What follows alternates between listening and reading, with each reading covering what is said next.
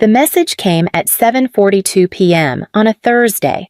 No greeting, no lead-in, just my father's voice measured and clipped like a business memo. Don't bother coming to the family reunion. We're cutting ties. That was it. 18 words. 18 syllables if you count the pause before he hung up. I replayed it once. Not because I didn't believe it, but because for some reason I expected to feel something bigger. A spike of rage, a punch in the chest, something. But all I felt was stillness. Like the part of me that had been quietly bracing for this had finally heard what it always knew. My name is Harper Lane. I'm the youngest of two. My father, Warren, built Lane Auto Care from the ground up first as a mechanic, then a franchise owner, then a regional chain operator. My older brother, Rhett, is the heir he always wanted, charismatic, reckless, untouchable. And me, I was the one who kept the lights on. Quietly, efficiently, invisibly. I didn't call back that night. I didn't ask why. I didn't even forward the voicemail to my mother, Lynette, who historically stayed out of business matters when they became inconvenient. I just texted him 2 words, understood. Then I opened my laptop, signed into the loan portal I hadn't touched in months, and did what I knew none of them expected me to do. I removed my name. Not out of anger, not out of spite, but out of clarity. 2 years earlier, when the family business needed to secure a $2.5 million expansion loan, the bank asked for a secondary applicant with impeccable credit. Rhett had debt. Warren had leverage. I had clean numbers and a Harvard MBA.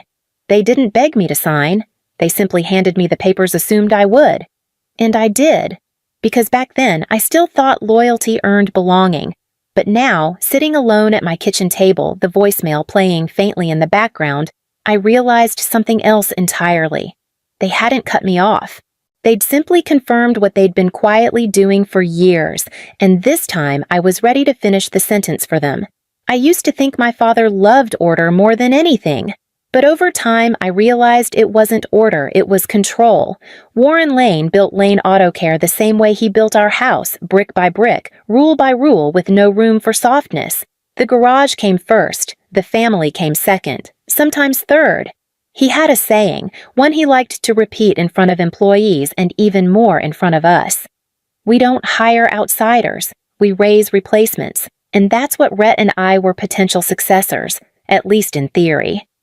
Rhett was 3 years older, louder, bolder, and always walking just slightly out of reach of responsibility, but he had the charm Warren respected, a swagger my father recognized in himself. So Rhett got the praise, the second chances, the leeway. I got the clipboard. By 12, I was logging tire shipments into QuickBooks. By 16, I was managing payroll at the 3rd location during spring break. I didn't ask. I was told, no thank yous, no questions, just the unspoken expectation that I'd be wherever the business needed me available, obedient, tireless. My mother, Lynette, wasn't cruel. She simply disappeared inside her role, hosting dinner, folding invoices into envelopes, smiling through meetings, then pulling me aside after to remind me your father's building something for us. Be grateful, sweetheart. So I was, or I tried to be. I studied hard, got my MBA, turned down a corporate logistics offer in Chicago because Warren said family before ambition. He needed someone to help with the regional expansion. Rhett apparently was focusing on vision. I focused on everything else. When the opportunity came to secure funding for a new headquarters, I negotiated the lease, compared rates across 6 banks, landed a deal with favorable terms and a 3-year interest lock. But the bank wanted a second signer. Rhett couldn't, his credit was trashed. Warren didn't want to jeopardize personal assets. So they turned to me. No big speech, no dinner, just the papers on the table and a pen already uncapped. I hesitated maybe for half a second, then I signed. Because somewhere inside, I still believed that if I showed I was loyal enough, indispensable enough, they'd finally see me not as the backup plan, but as part of the plan. Of course, they never said thank you. They just assumed it was my job. That was 2 years ago. I thought I was investing in a future we'd share. I didn't know then I was just making myself useful enough to be invisible. And if you're quiet long enough, you start to believe that invisibility is a kind of love. It's not. It's just silence mistaken for peace. The first crack didn't sound like breaking. It sounded like laughter. Rhett's laughter, to be exact. We were in a quarterly budget meeting, just the three of us, me, Rhett, and Warren. I had flagged a vendor invoice, $12,000 duplicated over 3 months. A clear error, or at least I thought so. "That's from a friend of mine," Rhett said, waving it off like it was lint on his collar. "Let it slide. He gives us good rates elsewhere." I looked to my father, expecting something. A raised brow, maybe. A single word of scrutiny. But Warren didn't flinch. He just reached for his coffee and said, "Focus on bigger things, Harper. Stop acting like an outsider." Outsider. That word didn't just sting. It settled somewhere under my skin. I wasn't some recent hire.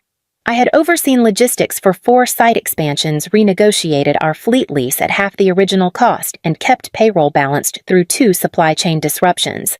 And yet, when I questioned anything that didn't involve spreadsheets or silent compliance, I became foreign. After that meeting, things changed, subtly at first. My access to our back-end systems began to narrow. I couldn't log into vendor platforms. Then, the financial dashboard redirected me to a read-only page. The company credit card tied to my name expired. It was never replaced. Every time I asked, I got the same answer: "We're restructuring," or "temporary system changes," or worse, "Don't worry about it." And yet I noticed Rhett had a new standing desk, a company-paid trip to Vegas labeled as Leadership Summit, and an office chair that cost more than my first used car. Something shifted inside me, not anger, not yet, but a quiet alertness, the kind that comes when your instincts whisper, "They're preparing a door for you, and it only opens one way." I started keeping copies of everything: internal spending reports, meeting notes, emails where Rhett copied clients but signed using my name. At night, I organized them into a private folder on my home computer, one I called Shadow Ledger. I wasn't sure yet what I was building, just that I needed to hold on to truth while it was still in my hands. One evening, I reached out to Danielle Keller, a former classmate from law school.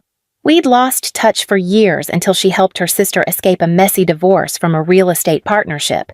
I didn't tell Danielle everything just enough to ask a simple question: if a co-signer withdraws from a business loan, what happens? Her pause was telling. Depends. If you're not a guarantor and you weren't involved in recent misuse, the loan can be re-evaluated without your name. Quietly, legally. I exhaled. At that moment, I didn't know whether I was planning an exit or building an alibi. What I did know finally was that the story I thought I was living, the loyal daughter keeping the legacy afloat, wasn't mine anymore. They weren't just pushing me out. They were doing it slowly enough to keep cashing in on my silence. It was a Thursday morning in early spring when the final piece clicked into place. The trees outside my office window were just starting to bud. I remember that detail clearly because something about new leaves made what I was about to find feel even more stale. I had just received my monthly credit summary, something I reviewed out of habit more than worry, but this time a line item stood out: Lane Holdings, Deferred Payment Review. I hadn't seen that name used in years. It was a shell corporation Warren once created for real estate holdings dormant, or so I thought. Curious, I dug deeper. What I found wasn't surprising. It was worse. The expansion loan I had co-signed 2 years ago, the one used to launch Lane Auto Care's new regional headquarters, was in arrears. 3 payments late. The business was behind, barely floating on grace periods and delayed vendor invoices. My name was still on the loan. And worse yet, it was being cited in communications with creditors as a reason to extend goodwill, because my credit was clean, because my finances were untouched, because I was, as always, the reliable one. But I hadn't seen a financial report in months. I hadn't been included in a board meeting since last fall, and the last time I asked Rhett for an update, he replied with a winking emoji and "No worries, sis." Big vision coming. Vision didn't pay the bills. I pulled up archived records, traced invoices back 6 quarters, compared spending against budget projections I had written myself. And then I saw it: over $40,000 in consulting fees, all funneled through a friend of Rhett's. Several entries labeled marketing testing had no campaigns tied to them. Fleet repairs triple billed, and vendor quotes signed with my initials, ones I never approved. It wasn't mismanagement. It was orchestration. That same day, I met with Danielle again, this time in person. We sat across from each other in a quiet booth at a coffee shop she liked near the courthouse. I showed her everything. She flipped through the document slowly, lips pressed, eyes steady. When she reached the co-signed loan agreement, she stopped. "You're not listed as a guarantor," she said. I blinked. "Meaning what?" "Meaning they used your name to secure it, but you're not legally bound if you withdraw before restructuring." "And if I do?" Danielle set down the papers, folded her hands, and said something I've never forgotten. "You don't need to confront them. Don't warn, don't scream. Just move the brick holding up their wall and let it fall." I went home that evening and opened the folder I had renamed. No longer Shadow Ledger, now Redemption Plan. Inside were PDFs, flagged emails, account screenshots, and a draft letter Danielle had helped me write weeks earlier, back when I still hesitated. I didn't hesitate anymore. They hadn't just pushed me out. They had used me until they assumed I had no more left to give. And maybe I didn't. But I had one thing left to take. My name. It took 4 minutes.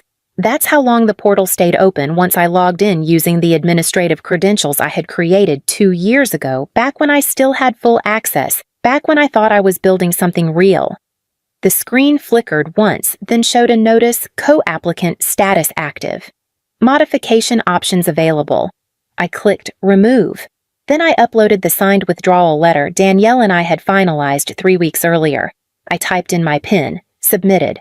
No alarms sounded. No confirmation emails. Just a quiet message in gray text at the bottom of the screen. Update received. Processing pending compliance review. It was done. The next step was risk control. I emailed the bank's loan manager, a man named Keith Horner, someone I'd negotiated with during the expansion phase.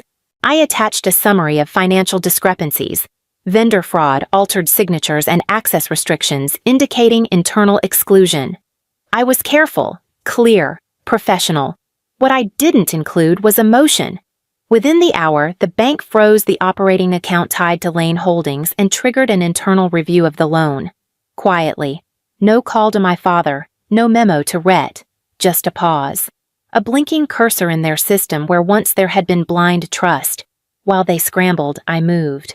I contacted my personal accountant, Sabrina Kim, someone I trusted from my grad school years. We reviewed my exposure, ran simulations on worst-case scenarios. She confirmed what Danielle had said. No liability, no credit damage, not even a legal obligation to notify them. The trust I had moved my savings into last month was protected. That night, for the first time in years, I left my phone on silent and actually meant it. I slept. When I woke up the next morning, there were already 32 missed calls. By mid-afternoon, there were 78 from my mother, 13 from my father, 7 from Rhett, and 1 from a number I didn't recognize until I played the voicemail. It was Gordon Maddox, their longtime company accountant. His voice was high-pitched, panicked, almost cracking. "Harper, call me now. This is serious. The loan's collapsing. The bank pulled support. We're at risk of default. You need to fix this. Do you hear me? You have to fix this." I listened to it twice. Not because I didn't understand what he meant, but because it sounded like justice. And justice, when it finally arrives, doesn't scream. It echoes. By early evening, Rhett sent his first text. "What the hell did you do?" And then another, "You're overreacting. We could have handled this internally." But the word "we" didn't land anymore. There hadn't been a "we" in a long time. Later that night, my mother left a voicemail, not angry, but quiet. Trembling. "Sweetheart, what's happening? Your father says the bank froze everything, that they might recall the loan. Did you sign something?" I did, but I didn't explain. I called her back, let the line ring twice. I removed my name, that's all. Her breath caught. "But you can't just do that." "Actually, I can," I said. And I did. She paused. "Harper, this affects all of us." "No," I replied calmly. "You made sure it didn't." And then I hung up, not in anger, in completion. They picked the restaurant we used to go to for birthdays, Leona's old brick walls, too many ceiling fans, and the private room near the fireplace where we'd once blown out candles and clinked glasses of ginger ale. But there were no balloons this time, no cake. Just my parents, Warren and Lynette, sitting stiff at one end of the table and Rhett staring at his phone pretending this was beneath him. There was also an empty chair waiting for me, as if they still believed I could be summoned. I arrived 15 minutes late. On purpose. I wore gray slacks and a button-down blouse, neutral, unreadable. Danielle had once told me power doesn't shout. It arrives without apology. Rhett stood when I entered. Thanks for coming. I didn't come for you, I said, taking the chair slowly. Let's not waste each other's time. Warren leaned forward, eyes fixed on mine. You made your point, loud and clear. No, I said, voice calm. The bank made my point. I just stopped protecting your lie. His jaw tightened. Lynette shifted uncomfortably. We're trying to hold this together, he said. You think you're punishing us, Harper, but you're punishing the legacy your grandfather built. I looked at him steady. Grandpa built a garage. You turned it into a dictatorship. Rhett scoffed. Oh, come on. We gave you everything. You gave me a job, I said, meeting his gaze. Not a voice. The silence that followed was dense, almost warm, like a room that had finally stopped pretending to be anything else. Then Lynette, my mother, spoke almost in a whisper. What do you want, Harper? That was the question, wasn't it?